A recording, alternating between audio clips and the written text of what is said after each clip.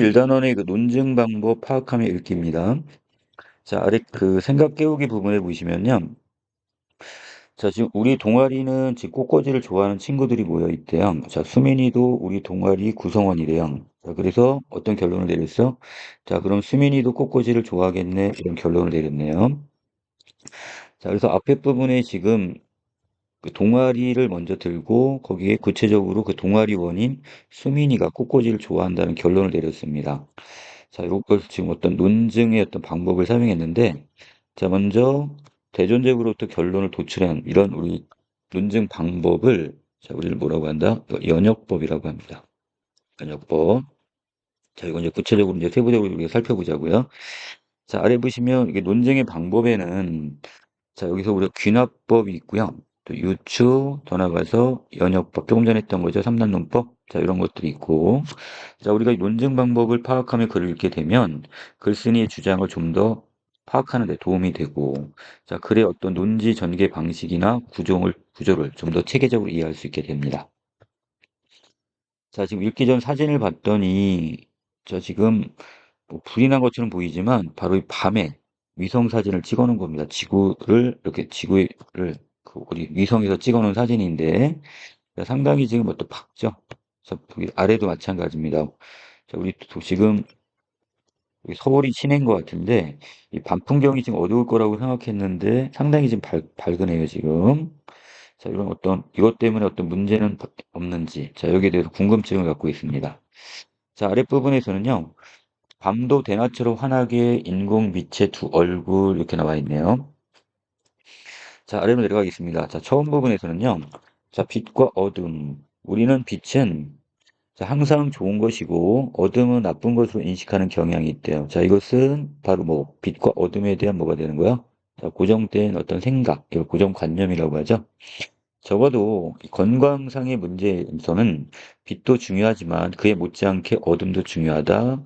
자, 여기서 글쓴이는 결국 건강상의 문제에 있어서는 어둠도 중요하다는 얘기를 합니다. 그런데 인공 조명의 발달로 밤과 낮의 구분이 없어진 지 오래가 되었고, 자, 도심의 밤은 항상 밝은 빛으로 가득합니다. 자, 이게 바로 문제점이 되네요. 자, 왜 문제가 돼요? 대낮처럼 환한 밤, 이런 모습은 과연 아무런 문제가 없을까? 자, 질문을 던졌습니다. 자, 이걸 통해 문제를 제기하고 있는데, 자, 중간 부분 들어갑니다. 인간의 몸에서 분비되는 여러 호르몬 가운데 이 생체 리듬에 관여하는 대표적 호르몬이 바로 멜라토닌이에요. 자, 이것은 밤과 같이 어두운 환경 조건에서 만들어집니다. 자, 그리고 이 과도한 빛에 노출이 되면 합성이 중단돼요. 자, 멜라토닌의 두 가지 특징이 있네요. 자, 그래서 어두운 환경에서 만들어지고, 자, 빛에 노출이 되면 합성이 중단되는 특징. 자, 그럼 여기는 멜라토닌의 기능, 역할은 뭐냐?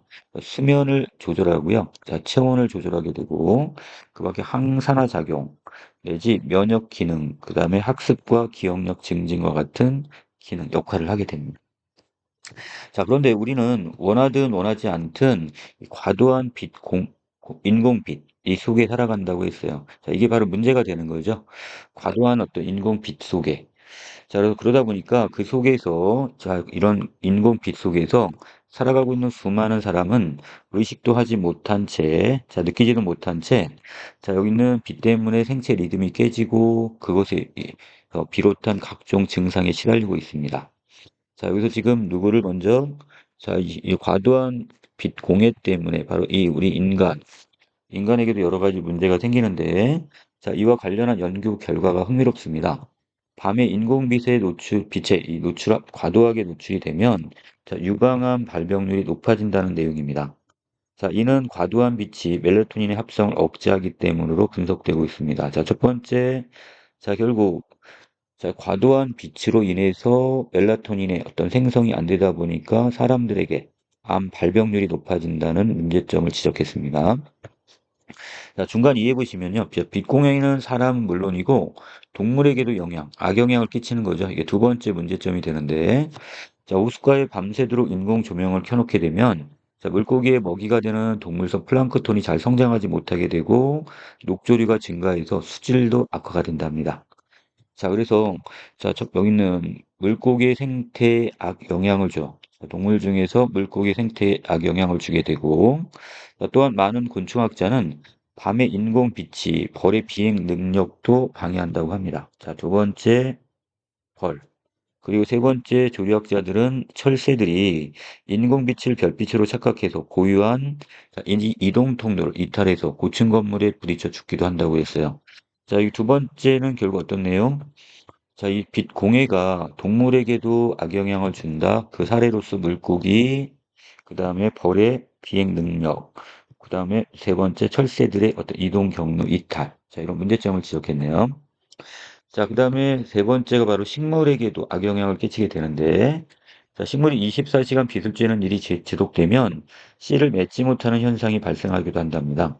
특히 빛에 민감한 이 들깨는 밤까지 오랜 시간 인공빛에 노출되면 꽃망울과 씨를 맺지 못하고 키만 쑥쑥 자라게 되고, 자, 농촌진흥청, 자, 여기 국립식량과학원 연구 결과, 자, 6에서 10럭스, 이 밝기의 빛에 장기간 노출이 될 경우에, 자, 벼는 16%, 그리고 보리는 20%, 들깨는 94% 수확량이 감소하는 것으로 나타났답니다.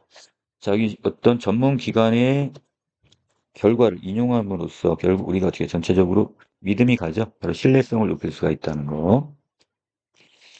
자, 그리고 아래로 내려가겠습니다. 이처럼이란 어떤 걸 얘기하는 거야? 중간 1, 2에서 인공빛이 누구에게?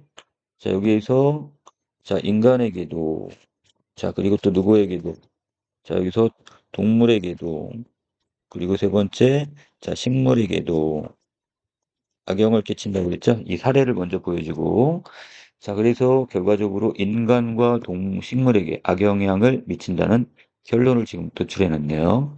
자, 그래서 우리 삶에 이것이 직간접적으로 관여를 한다고 얘기합니다. 자, 여기서 우리가 논증 전개 방법 중에서, 자, 첫 번째 사례, 인간에 대한 이야기, 두 번째 사례, 동물, 세 번째, 식물. 자, 이걸 통해서 결국 어떤 결론을 도출했어요? 인간, 동물, 식물 모두에게 악영향을 끼친다는 결론을 도출했으니까. 자, 이런 논증 전개 방식을 우리는 뭐라 한다? 이걸 귀납법이라고 합니다. 자, 그래서 구체적 사실로부터 일반적인 결론을 도출하는 방식이 바로 귀납법이 되겠네요. 어떤 게 범위가 더 크죠? 자, 우리 인간, 그 다음에 동물, 식물, 하나하나의 사례를 들었고, 이걸 전체를 아울러서, 자, 박라를 했으니까, 아래에 있는 결론 부분이 전체적으로 뭐가 커요? 이제 이쪽이 지금 범위가 더 크게 되는 거죠. 자, 그래서 이거를 자, 귀납법 이렇게 보시면 됩니다. 자, 끝부분입니다. 문명의 상징이기도 한 인공빛, 그 화려함 이면에는 많은 문제점이 있다고 얘기를 하고 있어요. 다른 악영향을 끼친다 이렇게 보시면 될 것 같은데, 이러한 문제가 가볍지 않기에 세계 여러 나라에서 인공빛을 규제하는 대책을 내놓고 있지만, 그것만 가지고는 빛 공해를 방지할 수는 없다고 얘기합니다. 현대 문명이 바로 이런 비전의 많은 상처, 바로 인공빛이 비전의 많은 상처가 우리에게 지금 다가오고 있단 말이야. 자, 건강하게 살고 싶은 우리는 어떤 선택을 해야 할까 질문을 던졌고, 자, 이걸 통해서 흥미, 관심을 유발하네요. 자, 지구상에서 살아가는 모든 생명체는, 자, 여기서 일단 모든 생명체를 앞에다 빼버렸네요. 그리고 자연의 시계대로 살 때, 즉 과도한 인공빛에서 벗어날 때 건강하게 살 수가 있답니다. 인간은 또 다른 동물이나 식물과 마찬가지로 지구상에 살아가는 생명체고, 따라서 우리 인간, 자, 인간은 어디에 포함이 되는가? 모든 생명체 안에 포함이 되죠. 자, 그래서 우리 인간 역시 인공빛을 줄여야 여기서 건강한 삶을 누릴 수 있다. 자, 이 서술 방법은, 이런 논증 전개 방법은 연역법이 되겠죠. 어떻게? 일반적인 법칙을 맨 위에다 두고 대전제에다 깔아놓고 마지막 결론은 바로 이 모든 생명체 안에 포함되어 있는 우리 인간의 이야기를 하고 있으니까. 자, 이런 결론을 도출한 이런 서술 방법, 논증 방법을 우리 연역법이라고 합니다. 자, 세상이 바뀌기를 기다리기 전에 나부터 바뀌어야 하지 않을까? 자, 당연히 이렇게 바뀌어야 된다는 서리적 표현이고요. 자, 자연의 시계대로 살아가려면, 잘려게 하면, 그 낮과 밤이 어떤 자연적인 어떤 순환 질서 있죠? 여기에 따라 빛과 어둠의, 낮과 밤의 어떤 교착. 자, 이렇게 해서 시계대로 살아가려면, 지금이라도 당장 불필요한 불을 끄자. 바로 이게 글쓴이의 주장이 되겠습니다. 자, 여기 왼쪽에 보시면 핵심 정리 보이네요. 관례는 논설문이니까 주장하는 글, 다른 말로 설득적인 글이 되겠고요. 자, 주제는 크게 두 가지로 도출됩니다. 하나는 건강을 위해서 자연의 시계대로 살아가자는 내용과 또 하나는 건강한 삶을 위해서 불필요한 불을 끄자 이런 주제. 자, 여기 따라서 특징은 첫 번째, 다양한 사례를 구체적으로 제시를 했죠. 자, 동물, 그 다음에 식물, 그 다음에 여기서 생물. 자, 이런 것들 같이 여기서 사례를 들었고요. 자, 빛 공해의 영향을 근거로 제시를 했고, 마지막 귀납법, 그다음에 연역법 이런 논증 전개 방식을 사용해 주장의 설득력을 더 높이고 있습니다. 자, 아래로 내려갈게요. 자, 지구를 위한 1시간 그랬는데, 자, 그래서 한 달에 한 번 1시간 불을 끄기 운동을 하자입니다. 자, 빛공해는 인간과 동식물의 건강을 위협하니까. 그래서 지구를 위해 우리를 위해 1시간 동안 한 마음이 되자고 얘기를 하네요. 자, 학습활동 들어갑니다. 글의 내용을 파악하며 물음에 답해보자고 했는데, 자, 이 글에서 다루고 있는 문제점은 뭐죠? 예, 인공 조명의 발달로 인해서 낮과 밤의 구분이 없어졌다는 거, 자, 도시의 밤이 항상 밝은 빛으로 가득 차 있다는 거, 인간, 그리고 동물, 식물에 악영향을 미치고 있다는 거. 자, 2번입니다. 그래서 다음과 같이 말한 이유를 지금 물어봤는데요. 적어도 건강상의 문제에서는 빛도 중요하지만 그에 못지않게 어둠도 중요하다. 자, 어둠의 중요성에 대한 이야기 하는데요. 바로 우리가 생체 리듬과 리듬에 관여하는 호르몬이 뭐가 있다고 그랬죠? 멜라토닌이 있다고 그랬죠? 근데 이 멜라토닌은 어디에서? 어두운 환경 조건에서 만들어지니까. 자, 그리고 만약에 과도한 인공빛을 쏘이게 되면 자, 이 생체 리듬이 깨진다고 그랬어요. 자, 그리고 인간 같은 경우는 여러 가지 암들이 유발한다고 했죠. 자, 그래서 아랫부분에 바로 이게 빛이 너무 과도하게 노출이 되면, 그래서 이것 때문에 멜라토닌 합성이 억제되어서 유방암 발병률이 높아진다는 거. 자, 3번에 글의 내용을 바탕으로 자연의 시계대로 사는 삶이 어떤 모습이냐 그랬는데, 자, 바로 해가 뜨고 지는 것에 따라서 생활하고, 그러니까 낮과 밤, 이걸 지금 거기에 따라서 낮에는 밝고 밤에는 좀 어둡고 이런 상태를 유지하는 거죠. 또 과도한 인공 빛에서 벗어나는 삶, 이것도 자연의 시계대로 사는 삶이 되겠습니다. 자, 여기서 주장하는 내용, 자, 주제가 뭐냐 이거죠. 자, 그리고 건강을 위해서 자연의 시계대로 살아가자는 하나의 주제와 건강한 삶을 위해서 불필요한 불을 끄자는 또 하나의 주제, 이걸 도출해낼 수가 있겠습니다. 자, 우리가 지금 여기서 더 중요한 건 바로 이 논증 전개 방법이 될 것 같은데요. 제가 이거 네모를 그어놨는데, 자, 먼저 첫 번째, 구체적이고 개별적인 사실, 이걸 먼저 앞에, 이걸 전제로 깔아놓고, 거기에 따라 일반적 법칙, 결론을 도출하는 게 바로 귀납법이 되겠죠. 자, 금붕어, 송사리는 구체적이고 개별적인 거고, 자, 이걸 포함하는 모든 물고기가 더 큰 범위가 되겠죠. 자, 이렇게 자, 큰 범위가 뒤에 오는 결론 도출이 되는 방법이 바로 귀납법이 됩니다. 자, 거기에 비해서 연역법은요, 일반적 법칙이 앞에 오고 구체적인 사실, 이것이 결론으로 도출되는 경우인데요. 자, 물고기는 아가미로 숨을 쉰다는, 자, 모든 물고기자 아가미로 숨 쉰다는 바로 일반 법칙이 먼저 나왔고, 자, 금붕어는 결국 어떻게 바로 물고기 안에 포함이 되는 거니까, 자, 앞에 일반적 법칙, 그리고 금붕어라는 구체적 이거, 이게 이 사실을 여기 이끌어낸 논증 방법, 바로 이게 연역법이 되겠습니다. 자, 크기로 여러분들이 구분하시면 돼요. 자, 그래서 귀납법의 경우는 결론 부분이 더 큰 범위를 갖고 있고요. 연역법의 경우는 맨 앞에 부분이 더 큰 범위를 이렇게 갖고 있습니다. 자, 그래서 논증 방법 세 가지, 구체적이고 개별적 사실에부터 뒷부분에 일반적 법칙을 이끌어내면 자, 귀납법이 되는 거고, 자, 일반적 법칙으로부터 구체적 사실을 이끌어내면, 자, 이건 연역법. 앞에 있는 부분이 더 크네요, 범위가. 자, 그리고 유추라는 게 하나 더 있습니다. 이것도 넓은 의미에서는 어디에 들어간다? 자, 귀납법의 한 종류라고 보시면 됩니다. 두 개의 사물이 여러 측면이 비슷하다는 것을 근거로 해서 다른 속성도 유사할 것, 비슷할 거라고 추론하는 방법. 자, 이걸 줄여서 유추라고 합니다. 자, 그래서 결국 유추도 넓은 의미에서는 어디에 들어간다고요? 자, 귀납법이 들어간다 이렇게 보시면 되고. 자, 이걸 다시 보겠습니다. 자, 빛공해는 인간 건강에 악영향 끼치고 동물에게도 그리고 식물에게도 악영향을 끼친다. 자, 그래서 빛공해가 결국 인간, 그다음에 동식물까지 자, 전체 범위를 다 여기 아우르고 있죠. 자, 그렇다면 뒤에 결론 부분이 더 큰 범위를 갖고 있으니까 뭐가 되는 거야? 귀납법. 자, 그런데 이번에서는 모든 생명체를 앞에 깔아놨네요. 그리고 인간은 그 중에 일부분이 되는 거죠. 자, 그래서 윗부분에 일반적인 법칙, 그리고 그 중에 이제 구체적인, 그 사실적인 바로 인간을 끌어냈으니까 바로 이건 연역법이 되겠습니다. 자, 3번에 보시면요. 우리가 논증 전개 방법을 점검할 때 그 근거나 전제가 타당한지, 근거나 전제가 결론과 관련이 있는지, 근거나 전제가 결론을 뒷받침하기에 충분한지 등을 우리는 점검을 해야 되겠습니다. 자, 이 글에서는 결국 어떻게 돼요?